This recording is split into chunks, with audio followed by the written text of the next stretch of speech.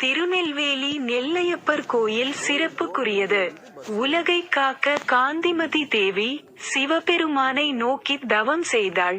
உமாதேவி தேவி கபிலை மலையிலிருந்து புறப்பட்டு வேணுவனத்தை அடைந்து 2 அளந்து நெல் பெற்று தொண்டு வளர்த்தாள். கம்பா நதிக்கரையில் அமர்ந்து இறைவனை நோக்கி தியானம் செய்து சிவபெருமானின் தரிசனம் பெற்று திருமணம் செய்து கொண்டாள். இறைவனும் அம்பாளும் சேர்ந்து உலக வாழ்வின் இன்பத்தை நமக்கு கற்றுக் கொடுத்து எல்லா உயிர்களையும் காத்தார்கள். தவம் செய்யும் பழக்கத்தை மக்களிடம் ஏற்படுத்த காமாட்சி அம்மன் என்ற பெயரில் அம்மன் வந்து தவம் செய்தார். கடவுள் எல்லா உயிர்களிலும் எங்கும் நிறைந்திருக்கிறார். எல்லா ஆன்மாக்களும் இறுதியில் கடவுளை அடையும் என்ற உண்மையை இத்தலத்தில் கடவுள் விளையாடினார். உலர தரை. துரதிர்ஷ்டவசமாக நகரத்தில் மழை பெய்தது. வேதா சர்மா கடவுளிடம் பிரார்த்தனை செய்தார். சிவபெருமான் அவரது பிரார்த்தனைக்கு செவிசாய்த்து மழையிலிருந்து நெல்மணிகளை வேலியிட்டார். அதனால் நெல்வேலிநாதர் என்று அழைக்கப்பட்டார். அன்றிலிருந்து இந்த இடம் திருநெல்வேலி என்று அழைக்கப்பட்டது. வேணுவான திருவிளையாடல் 4 வேதங்களும் வேணுவனத்தில் மரமாக இருக்க வரம் தருமாறு இறைவனிடம் வேண்டினார்கள். மூங்கில் பள்ளம். எனவே 4 வேதங்களும் மூங்கில் மரங்களை குறிக்கின்றன. மேலும் சிவபெருமான் லிங்க வடிவில் அவதரித்தார். பாலை சுமந்து கொண்டு வேணுவனத்தை கடந்த ராமகோன் என்ற பால்காரன் சிவபெருமானால் நிலை தடுமாறினான். இதன் விளைவாக பால் கசிந்து நெற்றியில் ஆழமான வடுவுடன் சிவபெருமான் வேணுவனநாதர் என்று தனது உண்மையான சுயரூபத்தை வெளிப்படுத்தினார். பிச்சாதன மூர்த்தி என்ற பெயரில் கங்களநாதரால் வீண்பெருமை கொண்ட முனிவர்கள் கட்டுக்குள் கொண்டு வரப்பட்டனர். இந்திர துய்மான் இக்கோயிலின் கரி உரு மாறி தீர்த்தம் மூலம் துருவாசர் முனிவரின் சாபத்தில் இருந்து விடுபட்டார். கோயில் கட்டுமானம் சைவ வழிபாட்டு முறைகளை அடிப்படையாக கொண்டது. எனவே இது அழகாக இருக்கிறது. ஸ்வேதகேது என்ற மன்னன் நெல்லையாம்பதியை ஆண்டு வந்தார். மேலும் நெல்லையப்பரை தினமும் வணங்கினார். அவருக்கு குழந்தை இல்லை. அவர் தனது கடைசி நாட்களை எண்ணும் போது கோவிலுக்கு சென்று சிவபூஜை செய்தார். மரணத்தின் கடவுள் யமன் கயிற்றை எறிந்து அவரது ஆன்மாவை பிடிக்க வந்தபோது கயிறு சிவன் மீது விழுந்தது. இறைவன் யமனை உதைத்தான். சிவபெருமான் மன்னனை இறக்க வேண்டாம் என்று கெஞ்சினார். ஆனால் மன்னன் மோட்சத்தை அடைய விரும்பினான். இச்சம்பவம் பெரிய புராணத்தில் கூற்றுடைத்த நெல்வேலியில் குறிப்பிடப்பட்டுள்ளது. கால சம்ஹாரமூர்த்தியின் கல் சிற்பங்கள். சுப்பிரமணியர் சன்னதிக்கு அருகில் உள்ள கோவிலின் முதல் வட்டத்தில் காணப்படுகின்றன. இந்த திருவிளையாடல் ஒவ்வொரு ஆண்டும் வைகாசி மாதத்தில் குறிப்பாக பூரம், உத்திரம் மற்றும் ஹஸ்தம் ஆகிய நாட்களில் ராசி பலன்கள் விழும் போது கொண்டாடப்படுகிறது. எல்லா நாட்களிலும் இது ஒரு விழாவாக கொண்டாடப்படுகிறது. சிவலிங்க பூஜை செய்யப்பட்டு பஞ்சமூர்த்தியை தேரில் ஏற்றி எடுத்துச் சென்றனர். அப்பர் மற்றும் சம்பந்தரால் போற்றப்பட்ட களரி மூர்த்தியின் கதை.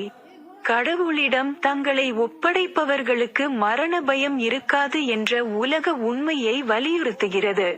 திருக்கடையூரில் சிவபெருமான் நிகழ்த்திய தெய்வீக விளையாட்டு. அவன் இறந்ததை அறிந்த இளைஞனை அவன் பிறப்பிலேயே காப்பாற்றுவதற்காக மரணத்தின் கடவுளான யமனை உதைத்தான். மேலும் கடவுள் ஒரு முதியவரை மரண பயத்திலிருந்து மீட்டு இரட்சிப்பை வழங்கினார்.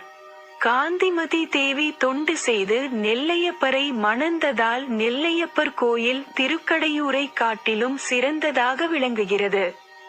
திருமணம், சஷ்டி பூர்த்தி, பீமரத சாந்தி, சதாபிஷேகம் மற்றும் மிருதுஞ்சை யாகம் ஆகிய விழாக்களுக்கு இந்த புனித தலம் புகழ் பெற்றது.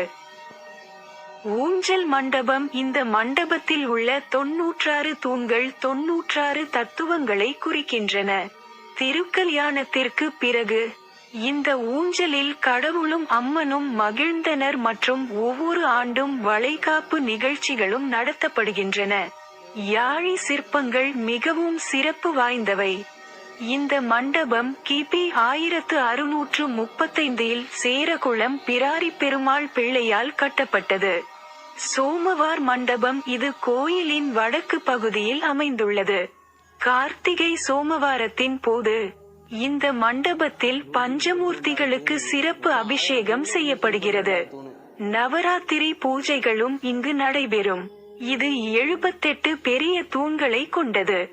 சங்கிலி மண்டபம் சுவாமி சந்நிதியையும் அம்பாள் சந்நிதியையும் இணைப்பதால் இது சங்கிலி மண்டபம் என்று அழைக்கப்படுகிறது.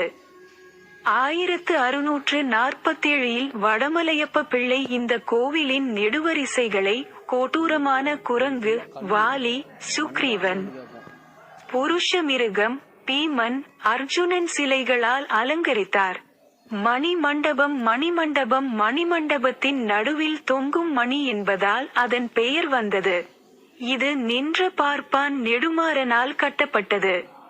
ஒரே பாறையைச் சுற்றி இசைத்தூண்கள் அமைக்கப்பட்டன.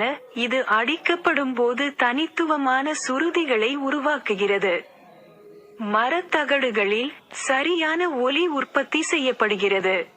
இது மொத்தம் 48 தூண்களை கொண்டுள்ளது. வரலாற்றாசிரியர்களின் கூற்றுப்படி இது இசைத்தூண்களை கொண்ட தமிழ்நாட்டின் பழமையான கோயில். வசந்த மண்டபம் இந்த 100 தூண்கள் கொண்ட மண்டபத்தில் ஒவ்வொரு ஆண்டும் கோடை காலத்தில் வசந்தம் திருவிழா நடத்தப்படுகிறது. இது மரங்களால் சூழப்பட்டு அழகுணர்ச்சியை அளிக்கிறது. இந்த தோட்டம் திருவேங்கட கிருஷ்ண முதலியார் என்பவரால் செய்யப்பட்டது. சிவன் நெல்லுக்கு 120 ஆண்டுகளாக திருச்செந்தூர் குருநாதர் போன்று யோக சின்முத்திரையுடன் முருகன் வள்ளி தெய்வானையுடன் அருள்பாலிக்கும் குருமுருகனின் சந்நிதி. 3 முகம், 3 கால்கள், 3 கைகள் கொண்ட சூரதேவர். சூரதேவரின் நெற்றியில் வெதுவெதுப்பான நீரை அபிஷேகம் செய்து மிளகுத்தூள் பூசினால் காய்ச்சல் போன்ற நோய்கள் குணமாகும் என்பது நம்பிக்கை. கடுமையான காய்ச்சலை கூட குணப்படுத்தும். பிள்ளைத்தோண்டு பாதையுடன் கூடிய பொல்லாப்பிள்ளையாரின் சந்நிதி குழந்தை இல்லாத பெண்களுக்கு வசந்தங்களை அருளுகிறது. மகிஷாசுர மர்த்தினி அம்மன், மஞ்சன அம்மன் ஆகியோரை செவ்வாய் மற்றும் வெள்ளிக்கிழமைகளில் ராகு காலத்தின் போது மக்கள் வழிபட்டு எதிரிகள் விலகவும் உரிய நேரத்தில் திருமணம் நடைபெறவும் வழிபாடு செய்தனர். சரஸ்வதி தேவி சந்நிதி தங்க தாமரையின் கரையில் அமைந்துள்ளது. கோயிலில் இருந்து வரும் புனித நீர் மற்றும் கயிறு மூலம் குழந்தைகளுக்கு ஏற்படும் பிரச்சனைகளை தீர்த்து வைக்கும் சிறப்பு அம்சங்கள் ஸ்ரீ பிட்டபுரத்தி அம்மன் கோயிலில் உள்ளது.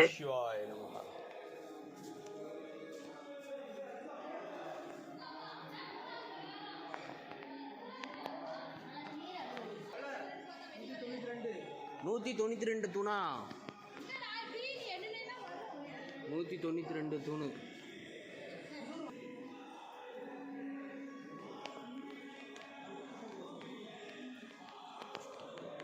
எங்க பார்த்தாலும் தூணு இதான் இருக்குப்பா.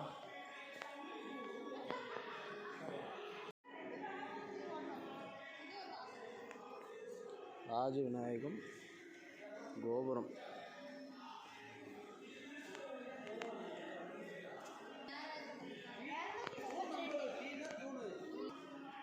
மொத்தம் 1000 தூண்.